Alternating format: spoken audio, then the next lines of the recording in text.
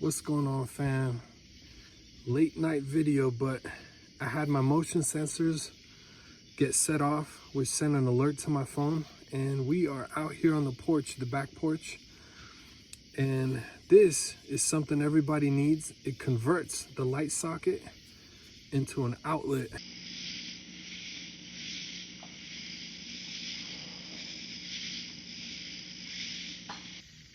Out here in the dark, and you gotta watch out for these spiders.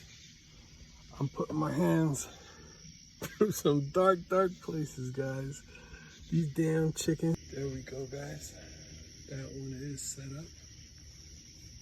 So I had to take out the security camera from in the coop, and we actually put it here on a post.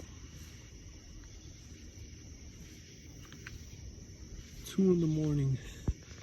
But that raccoon, man, you're gonna pay the price.